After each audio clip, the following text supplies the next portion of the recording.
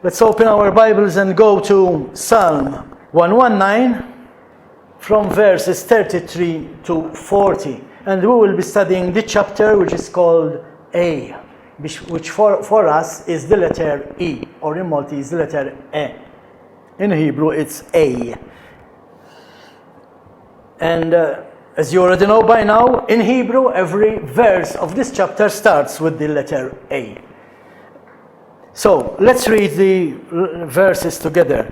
Teach me, O Yehovah, the way of your statutes, and I will keep it at every step. Give me understanding that I keep your Torah and observe it with my whole heart. Make me to tread in the path of your commandments, for therein do I delight. Incline my heart unto your testimonies and not to covetousness. Turn away my eyes from beholding vanity and quicken me in your ways. Confirm your word unto your servant, which pertains unto the fear of you. Turn away my reproach, which I dread, for your ordinances are good. Behold, I have longed after your precepts. Quicken me in your righteousness. There is something which we can see in abundance in these 8 lines, which, being abundant, makes the theme of this chapter very obvious. The theme of this chapter is the prayer for the understanding of God's word. Lord, help me to understand your word. Something which maybe I will be repeating, but I don't have to. You should know by now that it is something that we should be praying to God. Lord, help us. Father, help us to understand your word. But the word understand we will be talking about later on in the study. When we read verses 33 and 34, we see the basis of this prayer. What is the basis of this prayer? Teach me your commandments, so I will keep them. That's what he's saying in verse 33. Teach me, O Yehovah, the way of your statutes, and I will keep it at every way. Give me understanding that I keep your Torah and observe it with my whole heart. So the basis for this prayer is, Lord, teach me your way so I can keep it. And we will see during the study. Like I always say, it is not by our might, not by our power. We need God, we need the Holy Spirit to teach us how to understand His instructions. We need God to show us how to walk in His instructions. We cannot do it on our own. What the psalmist is telling us in this chapter is that the understanding of the word of God, the understanding of the instructions of the word of God is fundamental to everything in our lives. In whatever we do, we need to ask God. Why do we go astray? Because we do not ask God and we do things our way. That is the message in all of this. In everything we do in our lives, we need the guidance of the word of Yehovah. Without it, we can go nowhere. Without it, we are empty. Without it, we are void. Why are we here? Because we felt empty on the inside. Why am I here? Because I was empty on the inside. There was something I was not getting in the churches. Why? Because it was not being preached. More than not being preached, it was being done away with. It was put on the side. The instructions of God, the Torah, His law. And without it, we are all void in the inside. We are all lost. We are all going in circles without it. That's what the psalmist is saying. Lord, teach them to me so I can walk in them. Walk in them every day, every time. 24/7, 365 days. Also, we can notice that God's truth cannot be understood by the unaided human mind. We cannot understand it on our own. Usually two questions that I normally get from people is, but why we have to rest on Saturday? Why not Sunday? Why not Monday? And maybe I don't have the answer, only because God said so. God said it, I believe it, that settles it. God said rest on the seventh day. But it does not stop there. Also, the other question I get is, but why cannot we eat pork? Why cannot we eat seashells? Why cannot we eat this and we cannot do that? I don't know. Ask God. God said, it's unclean. Do not eat it. It's not good for you. Why is it not good for me? I don't know. But for the two questions, there is nowadays a scientific answer. Maybe they did not know in the old days, but today we know. We know that pork is an unclean animal. It has no pores, it does not sweat, and the poison stays inside, and it gets mixed in the fat and the meat, and then we eat it. Even though we cook it, the poison is still there. Now, these days, today, we know through science. But what about the Sabbath? Wow, that's a good question. Once I had the opportunity to be alone, me and my wife, with Philip Bell. Philip Bell is a creationist. He believes in creation. And I asked him the question. And I said, Dr. Bell, what do you say? What do you tell me about the Sabbath? He said, science proves that man needs to rest every 7 days. Work for 6 days and have to rest on the 7th day. He said it. And he said there were experiments done. And also you can find these experiments done by somewhere in Russia, I believe. Maybe I get to remember the name of the video clip on YouTube and I'll let you know. The experiments they did on people, not allowing them to rest after 6 days, and they went crazy.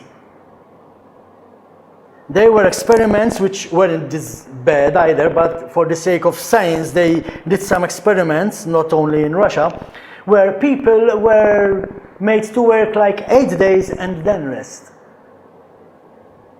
Again, they couldn't cope. After 6 days, you have to stop. Why? Because that's the way God made us. When God said, listen, on the 7th day you need to stop and rest, it means because I created you that way. Now, as I said, maybe I don't have the answer, but my answer is, God said it. And who's better to give the instructions than the one who created us?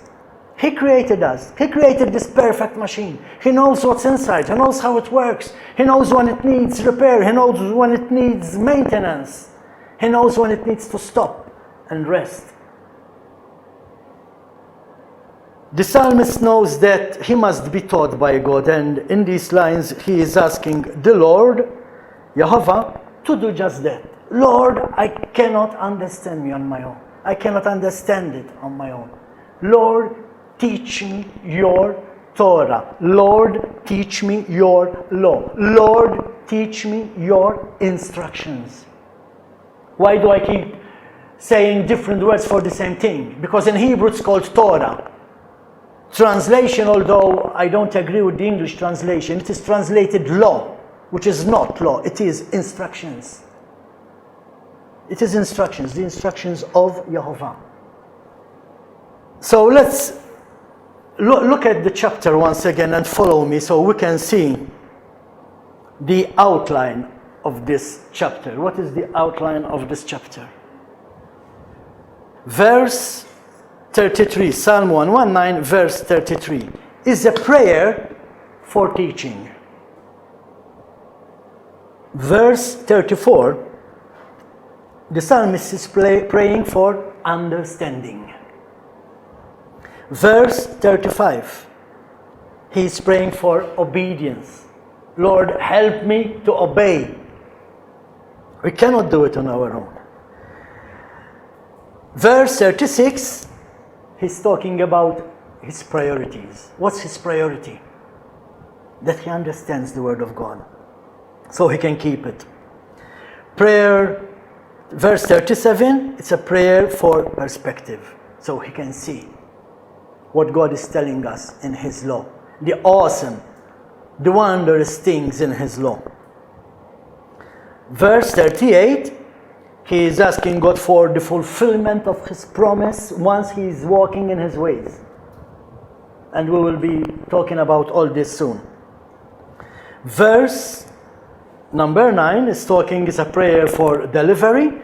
And verse 40, it's again a prayer for fullness. So let's start with verse 33. Teach me, O Yehovah, the way of your statutes, and I will keep it at every step. As already stated, the psalmist knows that he cannot do it on his own, he cannot do it by himself, so he is asking God to teach him. As I said, who is better than the one who gave us the law, to explain the law to us? We read this in John chapter 16. You don't have to go there because even I have the wrong, I believe, the wrong scripture in my notes. But in John 16, Yeshua says, when he comes, when the Holy Spirit comes, he will lead you in the truth. What is the truth? The psalmist says, thy word, your word is the truth. So he will lead us in what? In his word. And his word, by that Yeshua was referring to the Old Testament, to the Torah, to the instructions of Yehovah. He was not talking about the New Testament, which was not written yet. So when the Holy Spirit comes, he will lead us in all the truth of Yehovah, which is found, written in the first 5 books of Moses. We all know what happens when we take the counsel about the Word of God from men instead from the Holy Spirit. We already studied on Pentecost what happened to Jeroboam, who took the advice of his people and did not seek God's face. Again, it happened to King David. The word says, he spoke with all Israel. He sent his messengers to all Israel. Listen, we are going to bring the ark from the Philippines. What do you think? And everybody said, yay, let's go. And we all know what happened because he did not read, he did not study what was written in the Torah, how to move the ark of God. Again, same thing happened to Saul, King Saul. God said to King Saul, you go, you kill everybody and everything. But what did King Saul do? He allowed the king to live and he allowed for the animals to live. Now his intention was good. He said, we will sacrifice the good ones, the fat ones, to God. That's where Samuel said, hey, dude, God does not want sacrifices, he wants your obedience. He said, you killed them all. And you didn't. Why? Because we cannot understand what God is saying on our own. We need his guidance. Even if we do not understand, we still say, yes, Lord, I will do it. Even it sounds strange, I know. Sometimes doing things the way God is asking us, sometimes it's strange, but that's God. That's where he wants to try us. That's where he wants to see where our faith is. My faith is not walking on the ground. Whoa, that I can do with my eyes closed. Remove the chairs and I can go around this hall with my eyes closed. But hey, can you walk on water? Now, can I walk on water? No, but if God says you go and walk on water, even if I don't understand it, I do it. But still, I need to ask him for understanding. I cannot go just walk on water. Listen, I'm going to walk on water, look at me. And I will be the fool of the village. In fact, the verb teach, in the first line, teach me. The verb teach gives the idea of a strong control on the part of the one who is sending the teaching. Just teach me, it's not enough, but teach me, it means that It's like an archer. You know an archer? He's going to shoot his arrow and he needs to guide it. He needs control so he can guide the arrow to the target. The same with God. Who sends the rain? God sends the rain. He knows where it's needed and when it's needed. He has the control where to put the rain. Same thing the psalmist is asking God. He is asking God to provide his teaching where he wishes it to exist, in his heart. Don't just, Lord, send your teaching. No, he is saying, Lord, teach me. Send your teaching to my heart. Aim to my heart. Direct your word to my heart. He is saying, Lord, cause your teaching to be cast into my direction. Because God can send his teaching all over the island, but you will miss it. Why? Because you are not seeking God's face. And if you are not seeking God's face, you will never know when God is there. And we all know that God is not somebody you can touch. God is not somebody you can always see. You can only see him if he allows you to see him. Doesn't mean he's not there.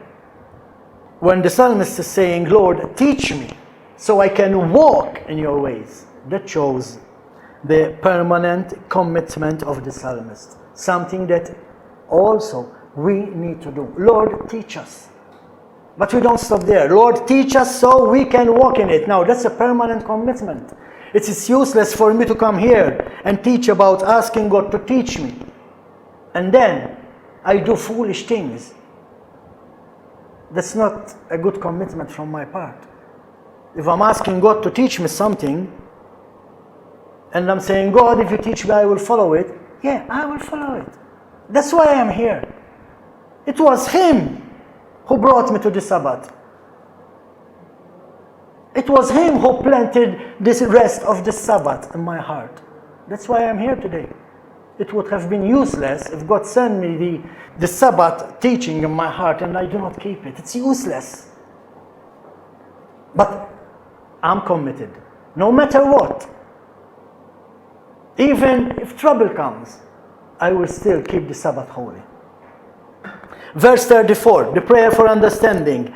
Give me understanding that I keep your Torah and observe it with my whole heart. This is a petition that the psalmist repeats, at least in this verse 34, in verses 73, verses 125, 130, 144, and 169. This shows us how important it is for us to ask God to show us his ways. It is important. You remember when Yeshua used to say, truly, truly, I say to you. It means, hey, pay attention to what I'm going to say. He repeated the word, truly, truly, I say unto you. So how much important is something that God is repeating for 6 times in just one psalm? Lord, teach me your ways. Lord, give me the understanding. Not just teach me now. I mean, teach me in understanding. Help me, give me the understanding that I keep your Torah and observe it with my whole heart. Now, praying for the understanding does not mean praying for knowledge. Knowledge is something else. Knowledge can be found when we read the written word and discover the truth. That's knowledge. Wow, look what the Bible says. But now you have to understand. And what is another word for understand? Obey. Obey. To understand is to obey. Otherwise, there's nothing to understand if you don't want to obey.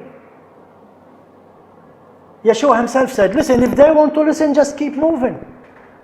Why? Because when you understand the word of God, you want to obey it. That's why we are here. Because we understand the word of God. We need to understand the word of God. Why? Because one problem with the Messianic movement, and this is where we need to be careful. One problem with the Messianic movement is that they teach knowledge more than spirituality. I can spend a whole year teaching you about the scattered 10 tribes. Believe me, it's all here. I can spend the whole year, every day, teaching you about the scattered 10 tribes. Where does it get you? Nowhere. It's knowledge. It's good to know. But we need to be careful. We need to teach spirituality. Now, the 10 scattered tribes, I can teach about them, how they were scattered, where they are, and what God said. He said, I will bring you back. But then you need to start teaching why God is calling us back. There is a reason. And He's calling everybody back. He's calling the 10 tribes back to worship Him. Not like the world worship Him. Not on the Sunday, but on the Sabbath. Not by eating everything, but to abstain from unclean meat. Anyway, let's continue. In the Old Testament, there is no one who is wise if he is not good. Now, I know what you are thinking. Nobody is good. Yeah, I know. Only God is good. But following the Torah, it makes you good. Following the Torah, it makes you a wise man. So to be good is to follow the Torah. Because you follow the Torah, you are a wise man. You couldn't be a wise man in the Old Testament if you are not following the Torah. Even God said to His people, the world will say, wow, who are these people?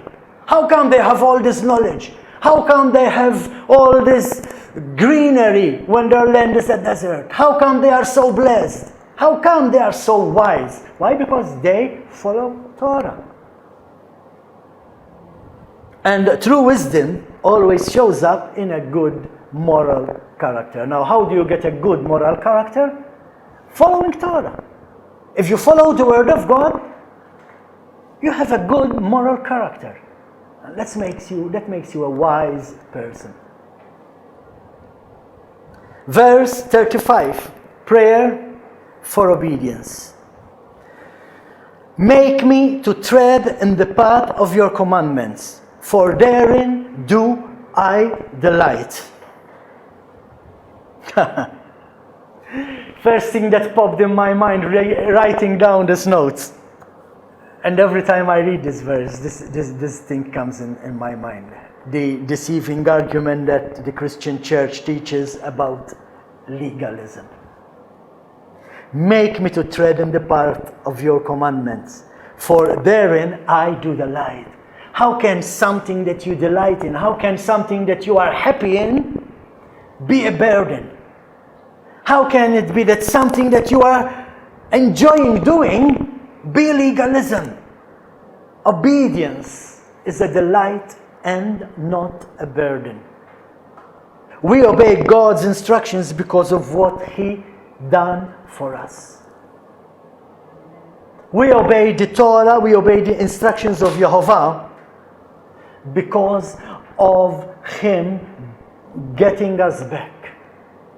We do not keep the Torah for salvation. You are not saved because you keep the Sabbath holy. You are saved because you believe in Yeshua Messiah and His death on the cross for us. But because we believe in what He done, we want to obey His instructions.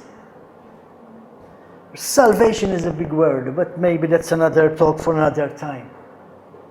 Are we saved? Yes, we are saved.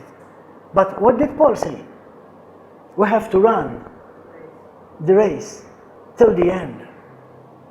Even Yeshua said, those who stay strong till the end will be saved. How do you stay strong till the end? You still keep believing in Yeshua, even though the world is coming against you. And because the world does not come against you because you love Yeshua. The world comes against you because you follow Yeshua. You keep His commandments. You tell them you're a Christian. Yeah, and they clap. You tell them you keep the Sabbath holy.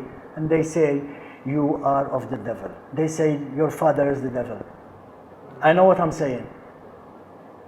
Very recently, this was said from a pulpit here in Malta. that if you follow the law of God, you are of the devil. Very recently it was preached from a pulpit here in Malta.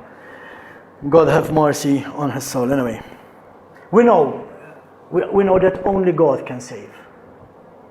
And if we go to the book of Deuteronomy chapter 30 verse 3, it says that then Yehovah your Elohim will turn your captivity and have compassion unto you, and will return and gather you from all the peoples where Yehovah your Elohim has scattered you. Who is bringing us back? Yehovah. Only He can save us. We cannot save ourselves. But I already asked the question in the beginning. Why is He calling us back? He is calling us back to obey Him. Otherwise, what do we do going back if we do not want to obey? As I said last week, our goal is to try to be that person that Yehovah wants to spend eternity with. God is calling us, but it does not stop there. We just read it in Deuteronomy. God will call us back to Him. But what's the next scripture to read then? Then we go to 2 Chronicles chapter 7 verse 17. When my people, over whom my name is called, humble themselves and pray and seek my face and turn from their evil ways, then I will hear from heaven and will forgive their sin and will heal their land. What evil ways is God talking about? It's plain. It's black on white. When they turn from their evil ways. And people say, but I'm no evil. I never lie. I love my neighbor. I never killed anybody. I don't swear. Yeah, but do you keep the Sabbath holy? Do you still eat unclean food? And for the record, for those who will be hearing the recording, our kitchen here in Malta, the Malta cuisine is literally based on everything that God said you shall not eat. When we celebrate something, either it's pork, either it's rabbit, either it's seashells.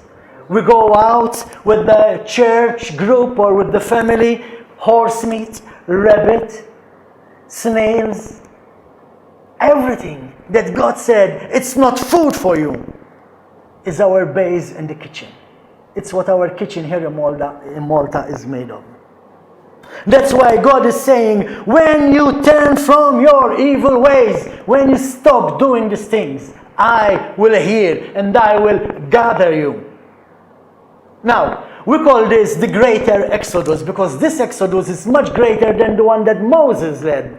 But what do we see so far?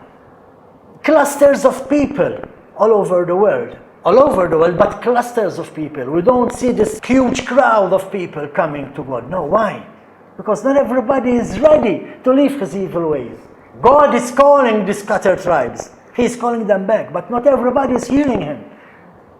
But have heart. There are people like us, small groups like us, small clusters. And that gives me courage. Every time I write Shabbat Shalom on Friday evening, and then I open Facebook tomorrow and I see, wow, so many Shabbat Shaloms from around the world. I say, wow, God, you're calling your people back. Amen. Amen. When we get to Psalm 119 verse 67, we will discuss how we are saved, because we are talking about salvation. But let's read it for now, for the sake of understanding what does it mean to being obedient after being saved. Look what the psalmist says in verse 67. This is important to notice this verse. Before I was afflicted, I went astray. But now I keep thy word. Other versions have it much more better. Before you afflicted me. And he's talking to God. Before you, God, afflicted me, I went astray. So, how did God brought him back to the place of obedience? Through the affliction came the blessing. He was being afflicted. He was going through troubled times, maybe sickness, disease. But after seeking God's face, God blessed the psalmist by directing him to his word, to his promises. If you turn your ways, I will heal you. And sometimes God allows us to pass through tribulations for us to recognize that we need Him. When we have everything, we forget all about God. Why? Because we have everything. But when something goes wrong, there we are on our knees. God, help me, Lord, I need you. Oh, now you need me? You have everything. What's wrong? Just because you are sick and about to die, now you need me. And this we can find even in the letters of Paul. Maybe so far until today you did not understand this verse as I'm going to explain it. But go with me to 1 Corinthians. We go to 1 Corinthians chapter 5, verse 5, and it reads, "You are to turn such a fellow over to Satan for the destruction of his fleshly nature, so that his spirit may be saved in the day of the Lord Yeshua." Now, for many, they understand that, listen, if somebody is living in sin, leave him, let him live in sin, he will go to hell. No, that's not what the verse is saying. Paul is saying the same as we just read in 1 Chronicles 7:17. And we read as well about it in Psalm 119, verse 67. Give him to the devil. Leave him. Allow him to live his life. This guy was living in fornication. He was living in sin. He was actually sleeping with his father's wife. Leave him. Let him do what he wants to do. But when he gets sick, because sin brings disease and brings death. But when he is going through troubled times, then he will seek, that's what this scripture is saying, then he will seek the Lord. When his fleshly nature is distracted, then by the Spirit he may be saved on the day of Lord Yeshua. Why? Because when he's going through troubled times, he will seek God. Through his affliction, like the psalmist said, through the affliction, he will be blessed. And he will turn his way from being astray. He will start walking the right path. Verse 36. Turn my ear to your testimonies and not to dishonest gain. Other versions, they have the word incline instead of turn. We already know what the word incline means when we remember what Proverbs 4, verse, I believe, 20, 21, 22, where it says, incline your ears to my teaching. This is the same word here. Incline my heart.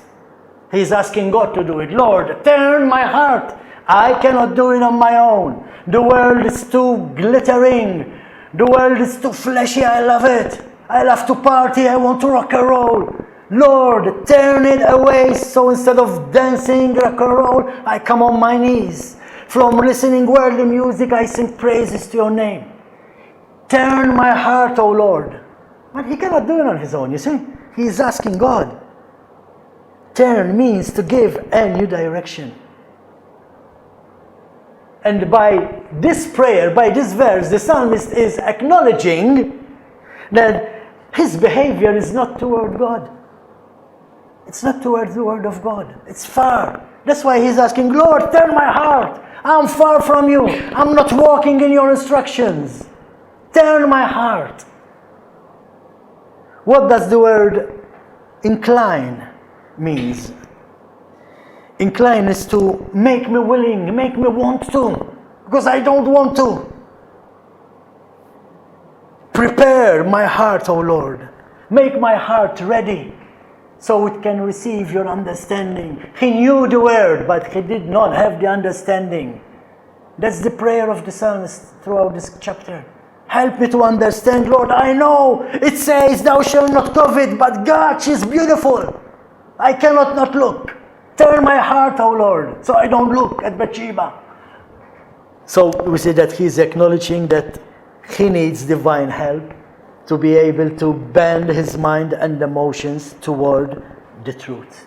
Again, he's acknowledging, he knows he cannot do it by his own. And neither can we, people.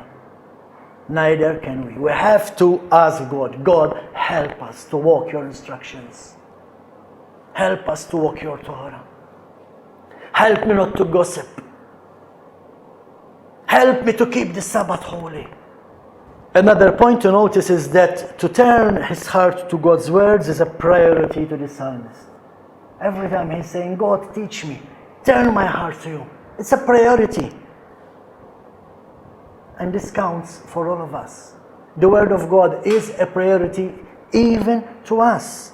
As believers, we also need to know what the priorities in our lives are. What are the priorities? The first priority is to obey God. That's the most important thing. There are two things the psalmist wants in this line. First, the first thing he wants is for God to turn his heart to be able to obey his instructions. He knows that what matters most is obeying the commandments. As I said last week on Pentecost, our resumes means nothing to God.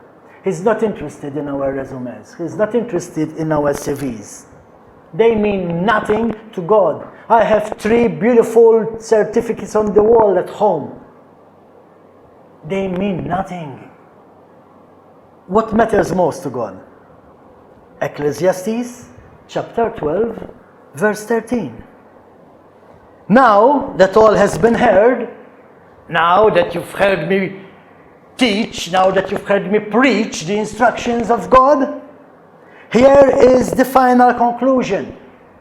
Fear God and obey his commandments. For this is the whole duty of man. That's what matters to God, to obey his commandments.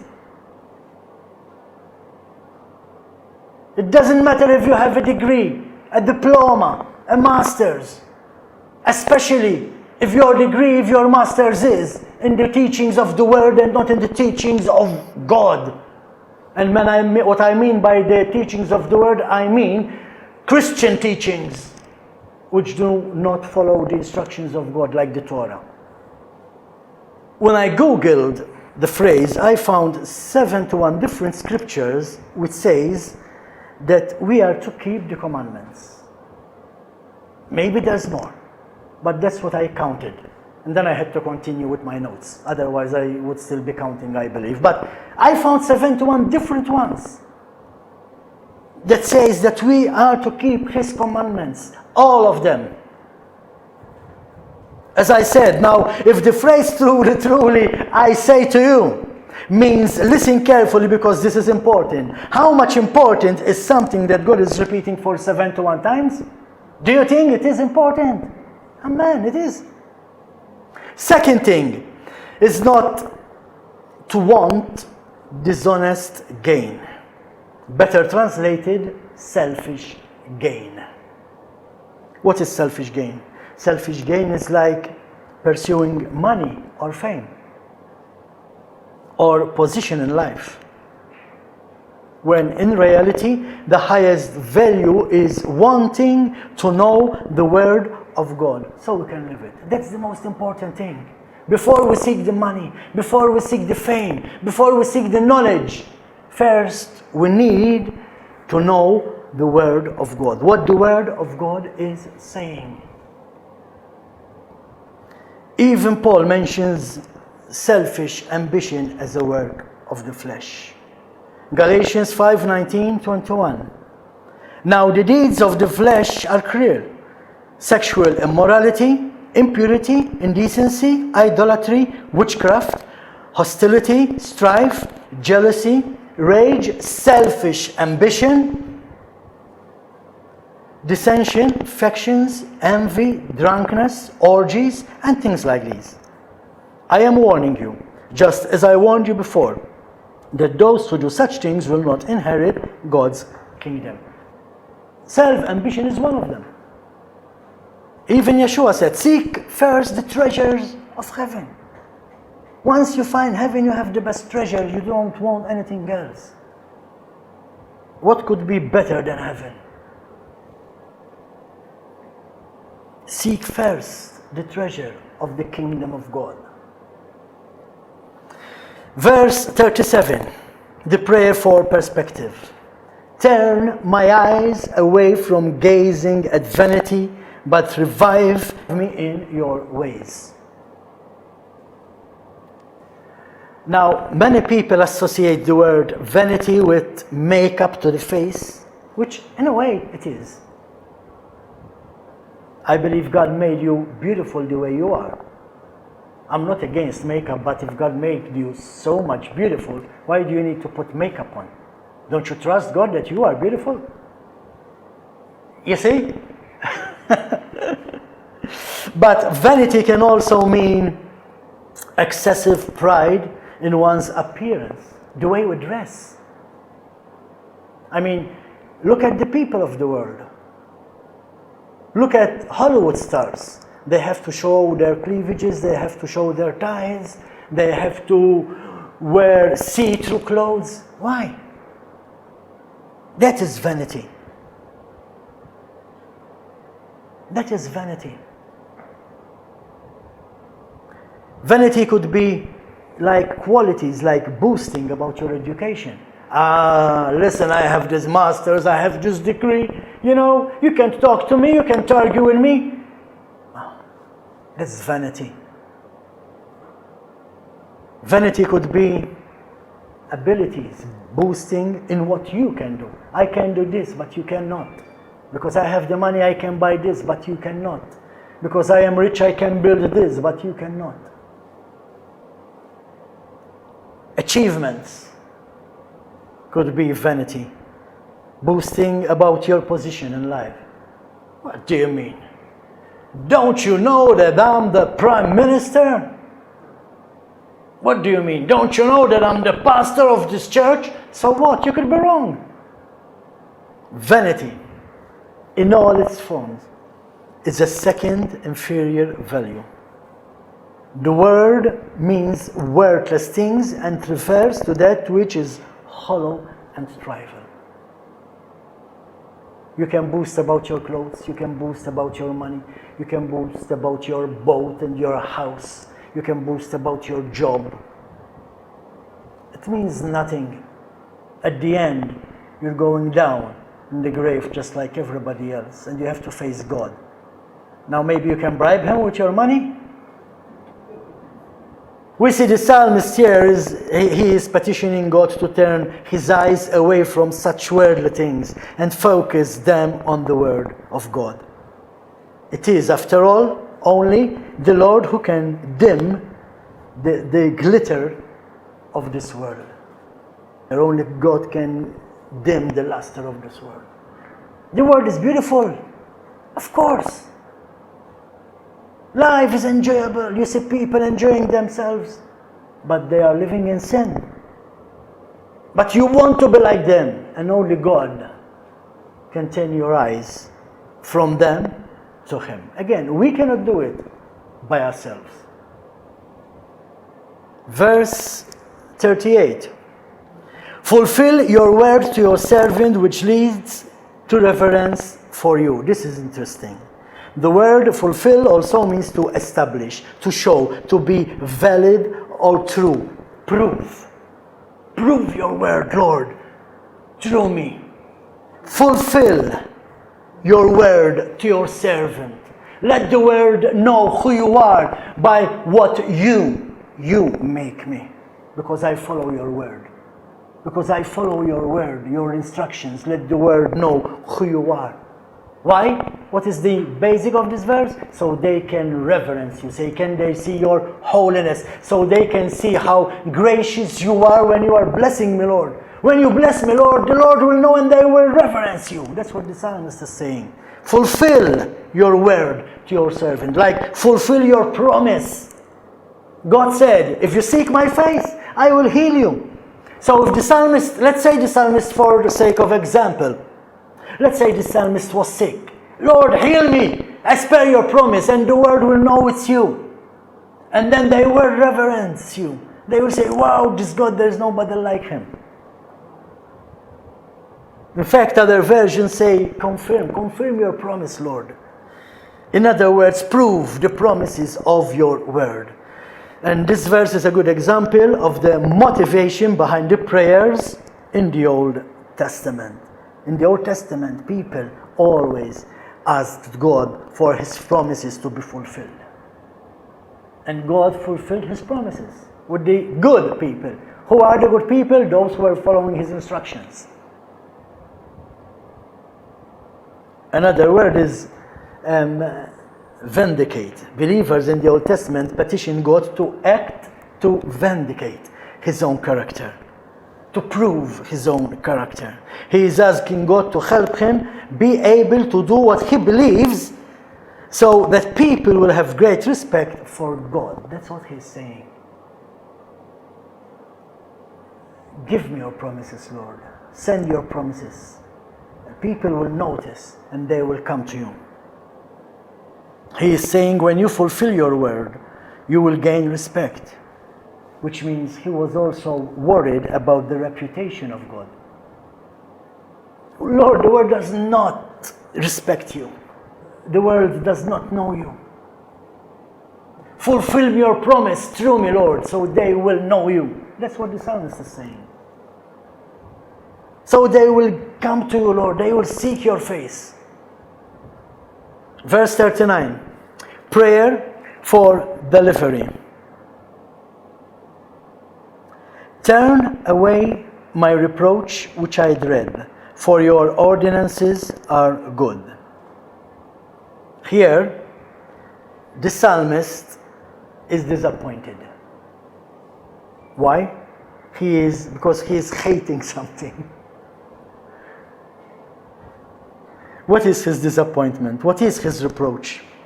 Not because of Torah, surely.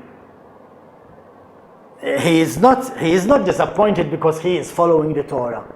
You cannot be disappointed when you follow the Torah. When you follow the Torah, you are blessed. You cannot be disappointed. So, what is his disappointment here? What is the reproach he's talking about? It is because he is suffering for honoring God's word in a hostile world. He is honoring God, and people are making fun of him. People are hating him. We already read in the first 8 verses that the leaders of the country were meeting and discussing him. They were talking about him. They were making fun of him. I wasn't liking it.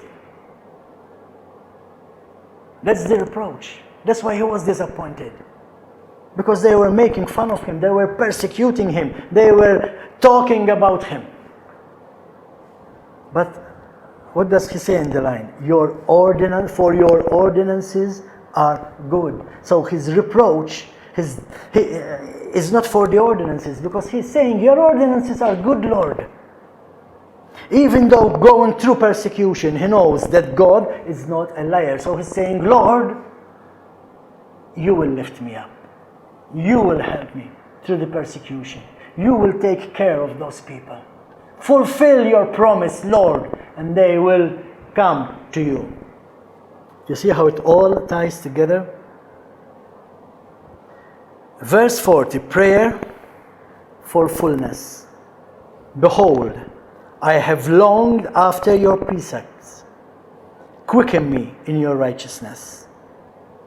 The psalmist here, he passionately desires that his longing for God's word will be rewarded by God's gracious, life-giving response.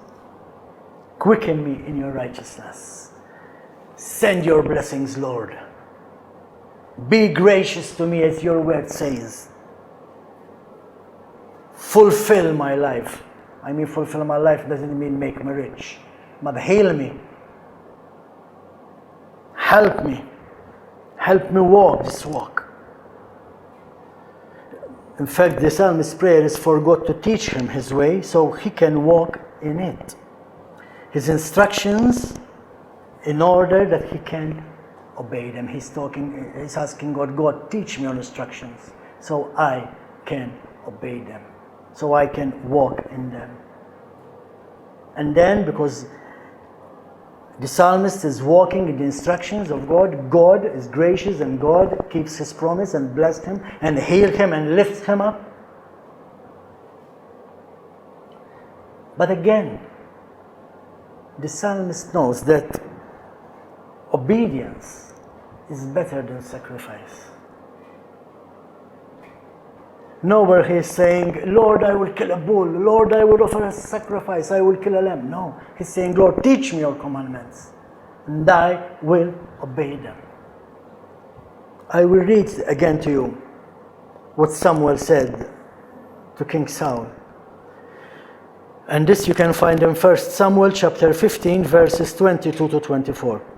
And Samuel said, does Yehovah delight in burnt offerings and sacrifices, as in obeying the voice of Yehovah? Behold, to obey is better than sacrifice, to pay heed than the fat of rams. As I said, he allowed the king to live and the animals. His intention was good. He thought, we will offer the best of the animals to God. But was that what God was asking from him? Is that what God is asking from us? Although we need to repent, does God enjoy the fact that we have to come and repent daily because we sin daily? How much better it is for us to obey. I know it's hard, but we need to do as the psalmist did. Lord, help us. I know it's hard. There's nothing wrong in praying to God to help you to do His will. How do I know that? Luke chapter 22, verse 42. Yeshua is talking here and he's saying, Father, if you are willing, take this cup from me. Nothing wrong in praying to the Father to remove something that we don't like. But we don't stop there. Yet, not my will, but yours will be done. But Martin, I'm sick. Yes, maybe through that sickness, through that disease, through that situation, you will see God. Maybe it is through that situation in your life that you will meet God. And then God will listen to you. Maybe it is His will that you go through this time. His promise is that He will heal you. What was the will of the Father for Yeshua? To die on the cross, the worst death. 3 hours of agony. 3 hours of taking our sins on Him. Lord, remove this cup, but not my will, but yours will be done. And Jehovah's will was done. Yeshua had to go through the agony, through the worst death, nailed to a stake. But hey, He got His reward in the end. And the same thing will happen to us if we truly turn to God, if we truly seek His face, and ask Him to teach us, and ask Him to allow us to walk in His ways. Hallelujah. Okay, let's all stand.